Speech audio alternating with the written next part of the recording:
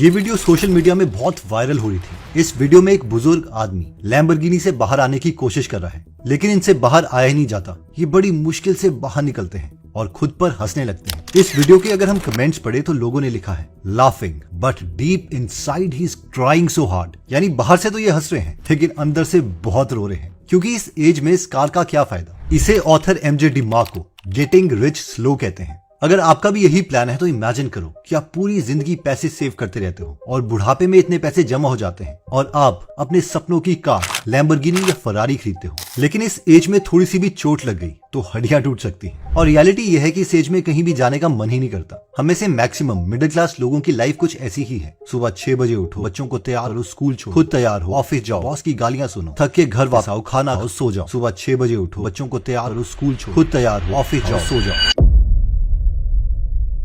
पर सवाल ये है कि जो लोग इतनी यंग एज में अमीर बनते हैं वो कर क्या रहे हैं। एलेक्स का एक जिम था जहां पर बहुत ही कम लोग आते थे, लेकिन उसने देखा कि उसके जिम से कुछ दूर एक उसके फ्रेंड का जिम है जो पूरा का पूरा भरा रहता है। एलेक्स को लगा कि यार ये तो कुछ मुझसे डिफरेंट कर ही रहा है, वरना इसका जिम तो एग्जैक्टली मेरी ही तरह है और मैं भी उतना ही अच्छा ट्रेनर हूँ जितना ये है। एलेक्स ने देखा कि उसका फ्रेंड फ्लायर्स को यूज करके एडवर्टाइजिंग कर रहा है, जिससे होता यह था कि लोग उस कागज में एडवर्टाइजमेंट को पढ़ते थे और उसके फ्रेंड के जिम को ज्वाइन कर लेते थे।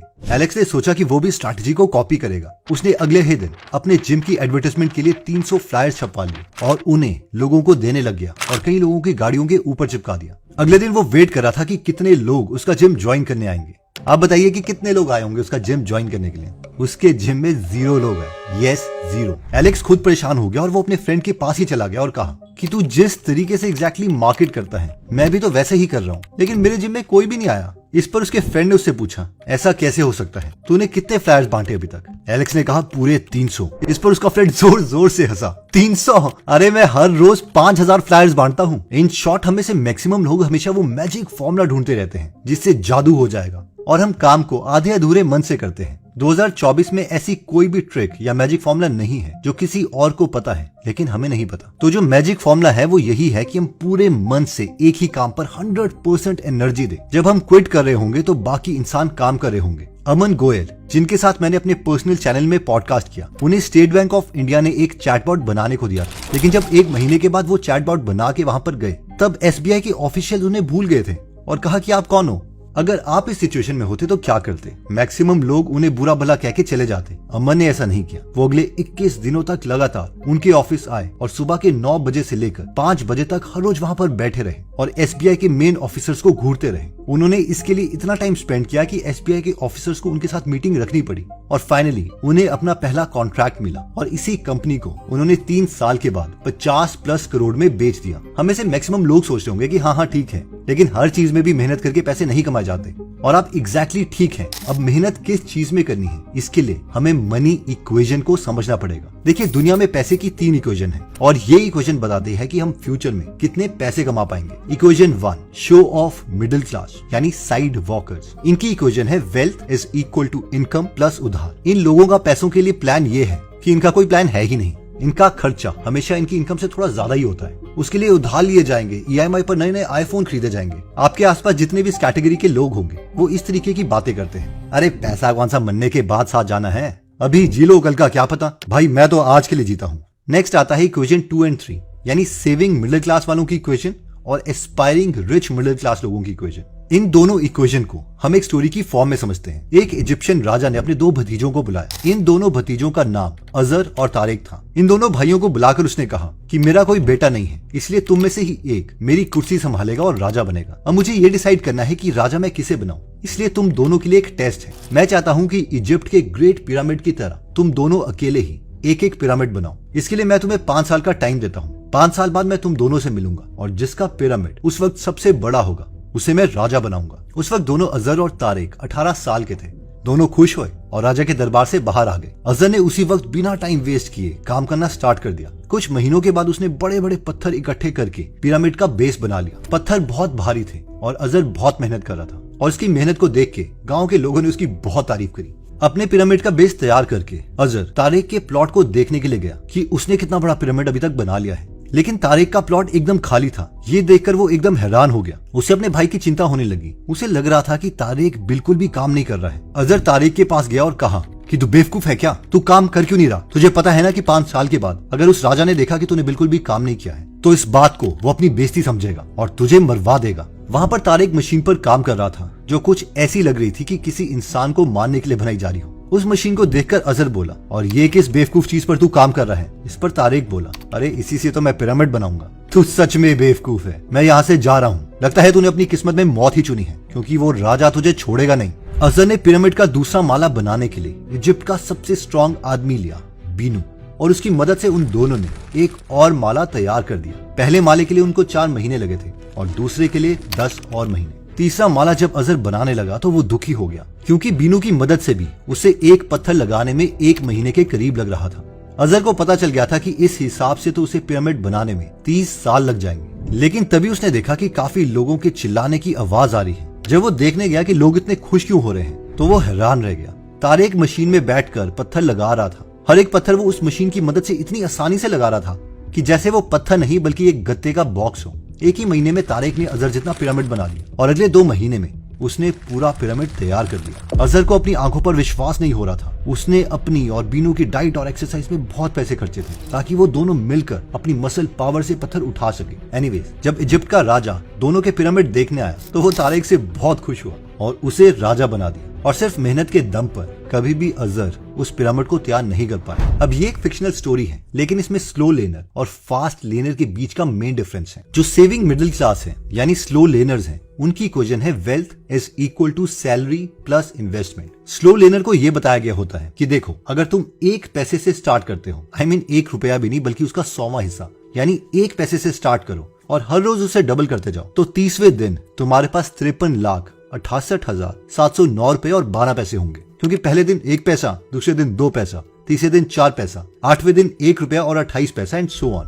और ये कैलकुलेशन एकदम ठीक है क्योंकि ये पावर ऑफ कंपाउंडिंग है। लेकिन ऑथर कहते हैं ठीक है, एक दिन में तो हम पैसे डबल नहीं कर सकते और वैसे तो 1 साल में भी नहीं कर सकते, लेकिन इस कॉन्सेप्ट को समझने के लिए हम ये मान लेते हैं कि 21 साल से हम पैसे को डबल कर रहे हैं और इस हिसाब से जब हम 50 साल के होंगे तो हमारे पास करीबन 53 लाख रुपए होंगे और तब तक हम उस लैम्बोर्गिनी वाले बूढ़े इंसान की तरह होंगे जो खुद पर ही हंस रहा होगा। तो क्यों ना हम कोई ऐसा तरीका निकालें जिससे शुरू के 30 सालों को बाईपास किया जा सके और सीधा इस 50 साल वाले अमाउंट से स्टार्ट करें या उससे ज्यादा वाले अमाउंट से। और यही कॉन्सेप्ट फास्ट लेन वाला कॉन्सेप्ट है जो कहता है कि जल्दी वेल्थ बनाना पॉसिबल है।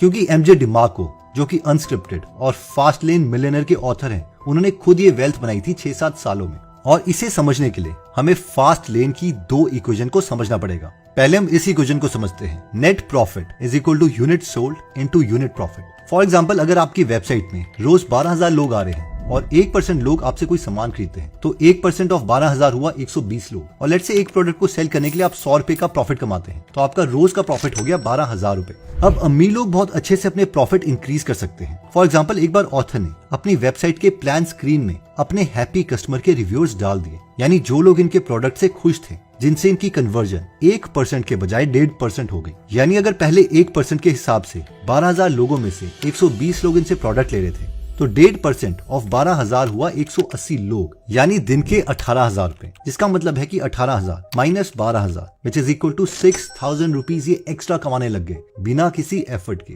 और ये चीज स्लो लेन में पॉसिबल नहीं है, यानी कि कोई भी सैलरी में इंक्रीमेंट वैल्यू पर डे हमें 6,000 रुपए तक एक्स्ट्रा दे पाए। फास्ट लेन की दूसरी इक्वेशन है asset value is equal to net profit into industry multiple. इसे हम एक एग्जांपल से समझते हैं। लेट्स से कि अगर आपकी कंपनी साल का 1 करोड़ का प्रॉफिट कमा रही है, तो उस पूरे बिजनेस को हम 3 से 14 करोड़ रुपए के बीच में बेच सकते हैं। देखिए, ये चार्ट दिखाता है कि हमारे बिजनेस के अकॉर्डिंग अगर हम अपने बिजनेस को बेचते हैं तो हमें कितना अमाउंट मिल सकता है। फॉर एग्जाम्पल, अगर एडवर्टाइजिंग बिजनेस है तो 2.85 टाइम्स ऑफ प्रॉफिट मिल सकता है। कोई मेडिकल इक्विपमेंट वाला बिजनेस है तो 17 गुना तक, यानी अगर साल का 1 करोड़ प्रॉफिट है तो 17 करोड़ तक मिल सकता है। अभी 100% ट्रू नंबर नहीं है, लेकिन ये अप्रोक्सीमेट आइडिया हमें दे देते हैं। फॉर एग्जाम्पल, मैंने अपने पर्सनल चैनल हेमंत पंत में अमन गोयल का पॉडकास्ट लिया था, तो वो ऑलमोस्ट 7 करोड़ के आसपास 1 साल में अर्न कर रहे थे और उनका स्टार्टअप अप्रोक्सीमेटली इसके 8 गुना यानी 56 करोड़ के आसपास बिका, और तब ये सिर्फ 26 साल के थे। इन शॉर्ट, ये फास्ट लेन में थे और इनकी इक्वेशन एक मिडिल क्लास इक्वेशन वालों से अलग थी। अब सवाल आता है कि फास्ट लेन में हम बिजनेस खोलें तो उसमें हमें देखना क्या है।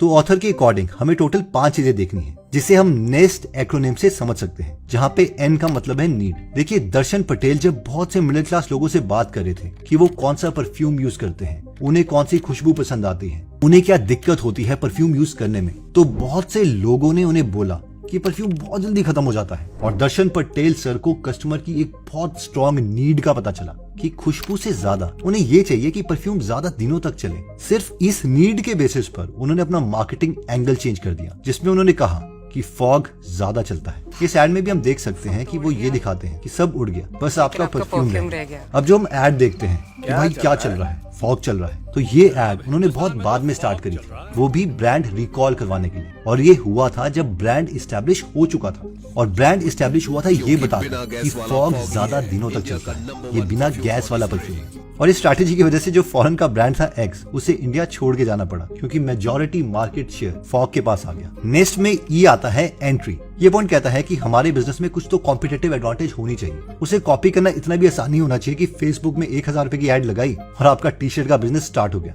और इसका एक बहुत ही अच्छा चेक है ये पता करने के लिए कि हमारे बिजनेस में एंट्री बैरियर है या नहीं, और वो चेक है कि हमारा बिजनेस इवेंट है या प्रोसेस है। फॉर एग्जाम्पल, अगर हम बिजनेस में बस एक किट या फिर कोई MLM का प्रोग्राम खरीद के आ गए हैं, तो ये इवेंट है, यानी एक बार हुआ है। और इन टाइप ऑफ बिजनेस में कोई एंट्री बैरियर है ही नहीं। हमारा कोई भी दोस्त एक और किट खरीद के सेम बिजनेस खोल सकता है। इन शॉर्ट, अच्छे बिजनेस बनते हैं एक लंबे प्रोसेस से। नेक्स्ट में सी आता है कंट्रोल। एक बार ब्रायन चेस्की न्यूयॉर्क गए थे, लेकिन वहां पर रहने के लिए उन्हें कोई जगह ही नहीं मिली। एक्चुअली उस वक्त अमेरिका के प्रेसिडेंशियल इलेक्शन चले थे और बराक ओबामा स्पीच देने के लिए आ रहे थे, जिसकी वजह से न्यूयॉर्क के सारे होटल बुक थे। तो वो अपने दोस्त के घर चले गए। उनके दोस्त के पास कोई एक्स्ट्रा बेड नहीं था, इसलिए उसने ब्रायन को एक हवा वाला बेड दे दिया और साथ में ब्रेकफास्ट, यानी air bed and breakfast. Brian और उनके फाउंडर को लगा कि यार, ये प्रॉब्लम तो बहुत से लोगों को हो सकती है। क्या कोई ऐसा प्रोडक्ट हो सकता है कि लोग अपने घर को औरों को किराए में दे दें, एक होटल की तरह। इस पर घर के ओनर को पैसे मिल जाएंगे, रहने वाले को एक जगह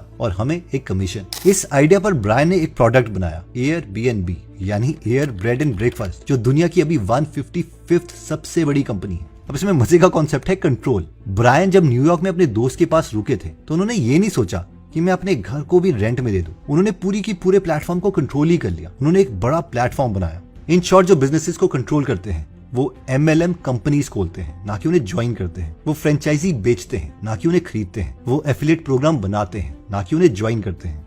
I hope you got the idea. Next S से आता है स्केल। एलेक्स हार्मोजी पहले खुद का जिम चलाते थे, जिससे वो महीने के 1 लाख रुपए के आसपास कमाते थे। फिर उन्होंने 6 जिम खोले, यानी 6 लाख पर मंथ। लेकिन फिर अचानक से वो 1 करोड़ पर मंथ अर्न करने लगे। ये देखकर उनके डैड हैरान हो गए और उन्हें लगा कि उनका बेटा जरूर स्कैम कर रहा है। उन्होंने एलेक्स को फोन किया और कहा, तुम इतने पैसे कैसे कमा रहे हो? इस पर एलेक्स ने कहा कि मैं बाकी जिम के मालिकों से 1 लाख रुपए चार्ज कर रहा हूँ, उन्हें सिखाने के लिए कि वो कैसे अपने जिम में ज्यादा क्लाइंट ला सकते हैं। इस पर एलेक्स के डैड ने कहा कि कोई तुम्हें 1 लाख रुपए क्यों देगा? क्या ये सब लोग पागल हैं? इस पर एलेक्स ने कहा, डैड, अगर मैं आपको ऑफर दूं कि मैं 3 महीने में आपका बिजनेस डबल कर सकता हूँ, यानी आपका बिजनेस जो 1 लाख रुपए पर मंथ कमा रहा है उसे 2 लाख पर मंथ कर सकता हूँ, तो क्या आप मुझे एक बार 1 लाख रुपए दोगे? इस पर उनके डैड ने कहा, हाँ दे दूंगा, लेकिन सच में मुझे कोई ऐसा इंसान मिलना चाहिए जो खुद पहले इस चीज को कर चुका हो। इस पर एलेक्स ने कहा, हाँ डैड, मैंने अपने 6 जिम का बिजनेस डबल किया है। इन शॉर्ट, इससे हमारी लर्निंग ये है कि एलेक्स खुद 1 लाख से 1 करोड़ तब पहुंचा जब वो ज्यादा लोगों को सर्व कर पा रहा था, यानी स्केल अचीव कर पाया। और ये एक तरीका है फास्ट लेन की इक्वेशन में आने का। नेक्स्ट टी से आता है टाइम। रिसेंटली मैंने एस्ट्रोटॉक ऐप के फाउंडर पुनीत गुप्ता के साथ पॉडकास्ट लिया, जो अपनी एप्लीकेशन से रोज ऑलमोस्ट 1 करोड़ का रेवेन्यू करते हैं और इनकी एज अभी 30s में है। इन्होंने 2 साल पहले कुणाल शाह से 6 करोड़ रुपए की इन्वेस्टमेंट ली थी, 1% अपनी कंपनी देकर, जबकि इनकी कंपनी प्रॉफिटेबल थी। जब मैंने इनसे पूछा कि आप तो प्रॉफिटेबल थे और आपको कोई 6 करोड़ की जरूरत भी नहीं थी, तो फिर आपने इन्वेस्टमेंट क्यों ली? इस पर इन्होंने कहा कि देखो, कुणाल शाह जो है वो मेरे से बिजनेस की गेम में बहुत आगे हैं। उन्होंने बहुत सारी गलतियां की हैं जो मैंने नहीं की, तो जब भी मुझे कोई प्रॉब्लम होती है तो मैं उनसे पूछ लेता हूँ, या फिर अगर किसी और स्मार्ट आदमी से मुझे कनेक्ट करना है तो ये मुझे उनके साथ कनेक्ट करवा लेते हैं। इन शॉर्ट, मेरा ओवरऑल लाइफ में टाइम बच जाता है, और हमारे पास जीने के लिए यार टाइम होता ही कितना है। और यही बात जब मैंने अपनी फैमिली मेंबर से डिस्कस की तो उन्होंने कहा, हमें समझ नहीं आ रहा कि ऐसा वो क्यों कर रहे हैं। इवन मैंने उनको बहुत समझाया कि दुनिया में हमारे पास टाइम लिमिटेड है, लेकिन फिर भी वो कन्विंस नहीं हुआ। और मिडिल क्लास में भी टाइम का कॉन्सेप्ट हर किसी को जल्दी समझ नहीं आता है कि हमारी मौत की घड़ी हमेशा यार टिक टिक कर रही है। ओके, तो आई नो हमें से बहुत से लोगों को कंफ्यूजन होगी कि यार ये क्या चल रहा है, हम इंडेक्स फंड वगैरह में जो पैसे इन्वेस्ट करते थे क्या हम वो इन्वेस्ट ही ना करें, क्योंकि इस पर्टिकुलर बुक में तो इस कॉन्सेप्ट को क्रिटिसाइज किया गया है। तो ऐसा नहीं है, हम स्लो लेन और फास्ट लेन में दोनों एक साथ काम कर सकते हैं। फॉर एग्जाम्पल अगर मैं अपनी बात करूं तो मैं स्लो लेन की जो स्ट्रैटेजी है वो अप्लाई करता हूं। मैं हर मंथ ऑलमोस्ट 1 लाख रुपए के आसपास इंडेक्स फंड में इन्वेस्ट करता हूं, लेकिन साथ में मैं एस्पायर कर रहा हूं फास्ट लेन की स्ट्रैटेजीज को, यानी कम टाइम में हम ज्यादा वेल्थ क्रिएट कर सके। तो हम दोनों चीजें एक साथ कर सकते हैं, स्लो लेन भी और फास्ट लेन भी। स्लो लेन में इसीलिए है कि वो हमारा एक क्वेश्चन बन जाएगा, और फास्ट लेन एक बिग शॉट है, क्योंकि जो फास्ट लेन है वो इतनी भी फास्ट नहीं है, उसमें भी कम से कम 5 से 10 साल का टाइम लग जाता है। तो आई होप अगर कोई कंफ्यूजन है वो क्लियर होगी, और फिर भी अगर कोई कंफ्यूजन है तो कमेंट सेक्शन में आप पूछ सकते हैं। मिलेंगे नेक्स्ट वीडियो में। जय हिंद। अगर आप हमारी वीडियोस मिस नहीं करना चाहते तो हमारा पेज लाइक करने के बाद 3 डॉट्स के बटन को प्रेस करके फॉलो के बटन को सिलेक्ट कीजिए, और फाइनली सी फर्स्ट के ऑप्शन को सिलेक्ट कर लीजिए। इससे आपको हमारी हर पोस्ट मिलती रहेगी। जय हिंद।